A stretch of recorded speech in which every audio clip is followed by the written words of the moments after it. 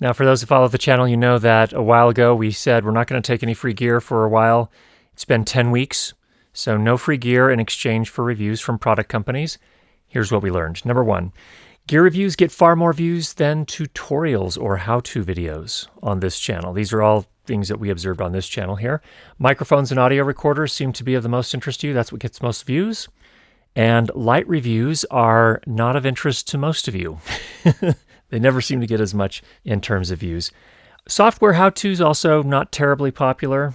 It doesn't matter where the software is, whether it's something amazing. I think there has to be, I think what we're finding on all these things is there's people get pigeonholed. Creators get pigeonholed. I've been pigeonholed. That's fine. I like audio gear and I like a microphone, so we'll keep doing that. A few of you want me to stay completely independent of the product companies, accept no free gear under any circumstances, even if I retain editorial control, even if I am the one that gets to post the video. They don't get to review it ahead of time, but that's just a minority of you. Just a few of you commented on that. The majority of you seem to want gear reviews, whether I get it for free from the product company or not. I guess you trust me enough to make a reasonable review, so that's an observation as well. In this no free gear period for 10 weeks, the two best performing videos were number one, a review of an audio recorder, the Zoom H4 Essential, which I bought with my own money, and a video about audio microphone cables, XLR cables, and the differences between cheap and expensive cables, so that's interesting. Of those who watch my reviews, it's interesting. It seems like based on some of the comments that I read that some of you are not here to determine whether or not you want to buy this piece of gear or whether or not it will serve you well, but more you're looking for validation that you made the right purchase. That is to say, you already bought this gear or you already bought a competing product and you want to make sure that I say bad things about this one. Actually, I don't know that anyone necessarily wants that, but you're looking for validation.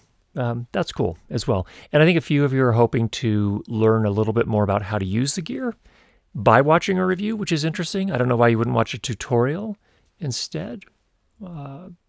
Anyway, that was an interesting observation as well. I also took some time for some introspection, just kind of think about things. YouTube has really, really changed. And I think my perspective on gear has changed quite a bit now. I have all the gear I need. I really don't want for anything. And so kind of this has changed my perspective a little bit. But let's consider this. First of all, there's no perfect piece of gear in any one category. Just doesn't exist from my point of view. I think that's a little different than how I used to approach things. So let's consider this. There are some really badly designed pieces of gear out there, really, really poor or really poorly manufactured. Let's just put those aside. I'm not even going to talk about those. But if we come back and say, okay, this piece of gear, let's say a Rodecaster Pro 2, is it good or is it the best podcast recorder out there? And the answer is it really depends on what you need. And that's, I think, what I've come to is that it's not so black and white as this is the best or this is not the best. And it's quite a bit more nuanced than that. I even had somebody who in the comments was insistent that the Rodecaster Pro 2 was the best audio piece of gear out there, period. And they said it's better than any of those analog channel strips like a DBX. It's a DBX 286, and it's better than a Rupert Neve designed Shelford channel, whatever that is. Some people don't even know what that is. It's a channel strip. It's a $4,000 channel strip, and so the thing that I come to on that is that those are different pieces of gear, so you can't really compare them. You can't say one is superior to the other. They're meant for different purposes, and they're meant for different markets. Different people are expected to buy them based on what the manufacturer's designed. So, I mean, even if you take, for example, a Rodecaster Pro 2 and a Mackie DLZ Creator, both are basically podcast recorder mixers, audio interfaces, all in one. Is there an objectively best one between those two? I don't think there is. Can I have a favorite? Yeah. Can someone else have a favorite that's different than mine? Of course. We have different needs. We have different preferences. We work different ways. We prioritize different features or functionality, or we get really annoyed by certain things. It's all part of being human, and I think that's just fine. So what I would say, if we're still talking about, say, for example, the Rodecaster Pro 2, and let's just say a DBX 286S, it's a channel strip, where you plug in a single microphone and you have a compressor and a de-esser and a noise gate and all that. Is there one that is objectively better than the other? And I still maintain no, there isn't. It really depends on what you're trying to do. If you're doing a single person live stream, I think a DBX286 could be a better choice. People will disagree with me, and that's okay. I think for some of you, you're going to prefer to have a device more like a Rodecaster, and that's fine. That's fine. I think what I can say based on all of this is that people that think in black and white get really frustrated with my videos. They don't like that I don't say this is the best or the worst. They don't like that I don't use these superlatives or absolutes. And I almost never say, I can't remember in a video if I ever said this is a game changer and actually meant it. And I never say this is the best whatever. So I really find that line of reasoning and that way of thinking and presenting as inflexible and frankly impractical. It really just doesn't help. Every once in a while I will say this is my favorite thing, but I always try to make sure that people understand that that's in the context of my preferences, the type of work that I do, so on and so forth. So I would say to anyone that is thinking in black and white terms, embrace the reality that the world is much, much richer. It's much more complex, it's much more varied, and it's much more beautiful than black and white. So that's one thing. Another thing that's been on my mind a lot lately is that YouTube has become hyper optimized, which creates a self-fulfilling situation where entertaining story-based videos are what get the most algorithmic support. And it's really hard to make quality story-based videos every single week if you've got a full-time job or whatever else is not your full-time job, the YouTube creation itself. So it's just really hard.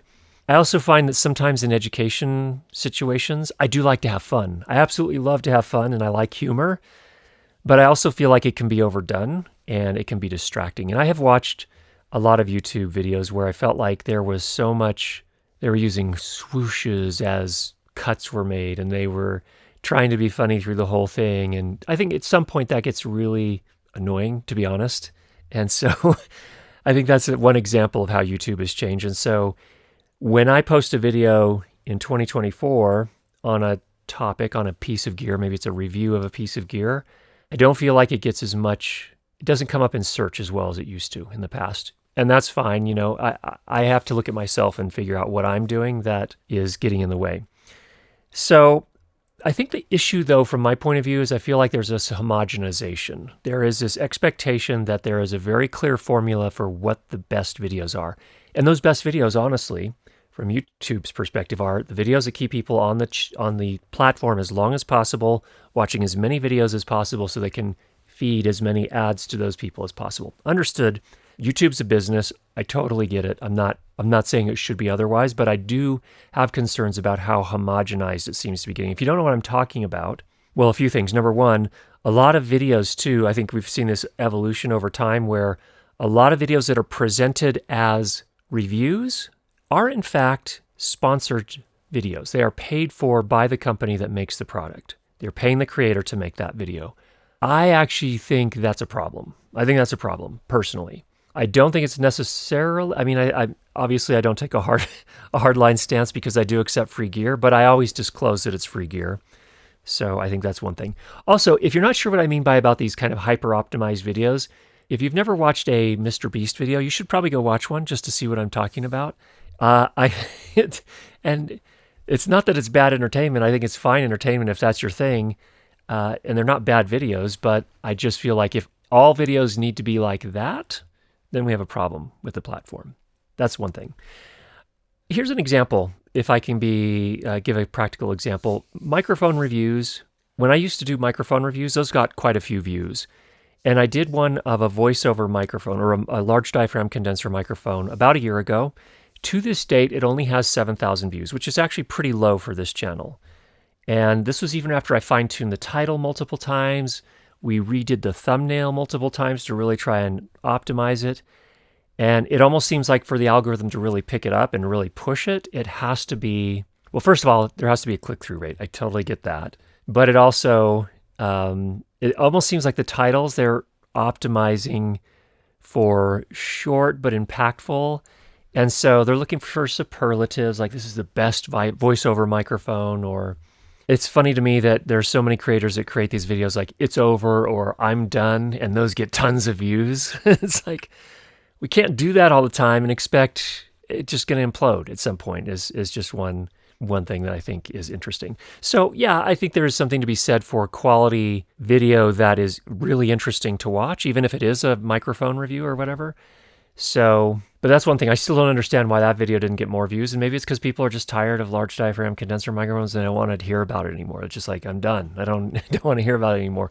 But the interesting thing is that when I use that microphone in other videos and I don't talk about it specifically, people say, wow, what is that microphone? It sounds amazing on your voice. Tell us more about it. Why did we never have a review of it? And the reality is there is a review of it. So I even used it. It's this microphone here, incidentally. I used it on a professional voiceover job recently, and there's an advertisement. You can see it down below if you're interested. So in any case, what are we going to do going forward? We are going to start accepting gear for review again. I'm going to do my best to stay independent of the production company or the manufacturers or the product companies. I am going to make sure that I will not agree to any cases where they say we want to review your video before you put it up. I will not accept money for the review. I will just accept the gear itself. So in most cases, I would prefer to honestly just to borrow it and send it back when I'm done. So I'll try to make them as engaging as I can, make them as enjoyable as I possibly can.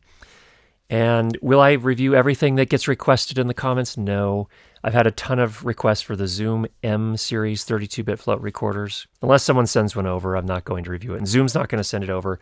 Just in short, I guess I'm going to make the decisions. I'm going to do what's best for the audience and not what's necessarily best for the product companies. I will be fair with the product companies. I think that's fair. That's especially if they're providing the gear. I have to be honest with them as well, so I'll do that. So if it's a really horrible piece of gear, and this has happened a few times, I've written the product companies back and said, hey, I did some testing here. I'm not going to make a review of this. You wouldn't want the review anyway. It would be nothing but negative, and nobody wants to waste their time with a negative review. So there have been a few cases of that, but it's pretty rare.